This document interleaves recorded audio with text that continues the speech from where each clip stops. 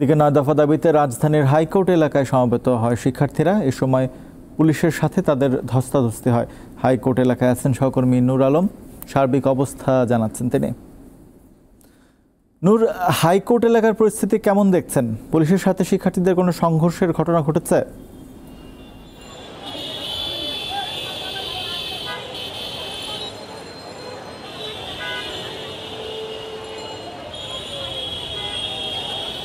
রাজীব, জানেন যে কোটা সংস্কার ইস্যুতে কিন্তু এখন যে শিক্ষার্থীদের যে ৯ দফা দাবি, সেই দাবিতে কিন্তু পূর্ব ঘোষিত কর্মসূচির অংশ হিসেবে যে মার্চ ফর জাস্টিস, অর্থাৎ আজকে যে হাইকোর্টে কোর্টের সহ দেশের বিভিন্ন যে নিম্ন আদালত যে আদালতগুলো রয়েছে, সেখানে কিন্তু শিক্ষার্থীরা কালো লাল ব্যাচ ধারণ করে তাদের কিন্তু অবস্থান নেওয়ার কথা ছিল। এবং সেই কর্মসূচির অংশ হিসেবে কিন্তু তারা সকালে যারা হাইকোর্টের দিকে কিন্তু তারা এসেছিল। এবং তারপরে পরে আমরা যে বিষয়টা লক্ষ্য করেছি যে এখানে দেখেছি যে শিক্ষার্থী এবং পুলিশ সাথে কিন্তু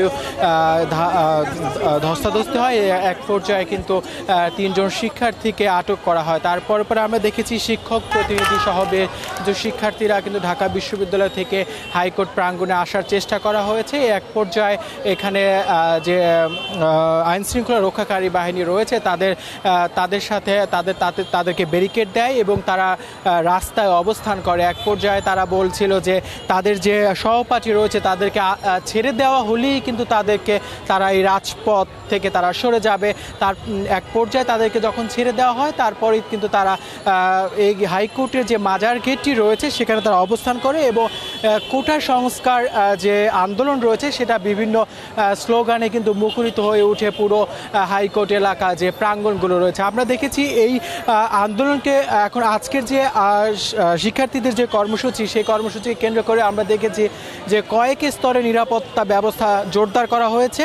এখানে পুলিশ কাজ করছে, সাদা পোশাকধারী বিভিন্ন সংস্থার লোক রয়েছে এবং বিজিবি ও কাজ করছে। এক পর্যায়ে কিন্তু তারা শিক্ষার্থীদের সাথে তাদের বাকবিতণ্ডা হয় এবং শিক্ষকরা এসে তাদের সাথে একটা সমঝোতা হয় যে তারা তাদেরকে নিয়ে যায়। আপনি এখনও দেখছেন এই এলাকাটা কিন্তু এখনও একটু থমথমে অবস্থা বিরাজ করছে।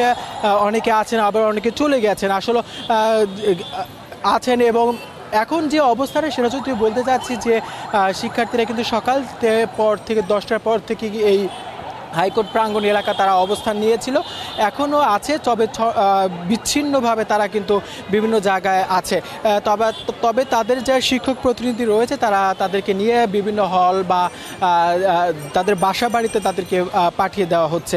এবং যেটা বলছি যে যেটি আটকের বিষয়ে সেটা আমরা দেখেছি যে এখানে আমরা আইন শৃঙ্খলা রক্ষা বাহিনীর সাথে কথা বলেছেন। তারা বলছে আসলে পরিস্থিতি নিয়ন্ত্রণে আনার জন্যই কয়েকজনকে সাময়িকভাবে আটক করা হয়েছে, পরে কিন্তু তাদেরকে ছেড়ে দেওয়া হয়েছে। এবং ছেড়ে দেওয়ার পরপরই আমরা যেটা দেখেছি ছাত্ররা একটি উল্লাস করে তারা তাদের যে কর্মসূচি রয়েছে এখন 3টার পরে কিন্তু আজকের যে কর্মসূচি সেটা কিন্তু তারা এখানে সমাপ্তি ঘোষণা করেছে। এবং সমাপ্তি ঘোষণা করেই তারা এখন এই হাইকোর্ট প্রাঙ্গণে অবস্থান করছেন এবং হয়তো বা আর কিছুক্ষণ পরেই তারা তাদের গন্তব্য স্থানে আসলে ফিরে যাবে। রাজীব, এই ছিল আজকে যে কোটা সংস্কারে যে আজকে ৯ দফা দাবিতে যা মার্চ ফর জাস্টিস যে কর্মসূচি হাইকোর্ট এলাকায় তার সর্বশেষ খবর। রাজীব, ধন্যবাদ নূর আপনাকে।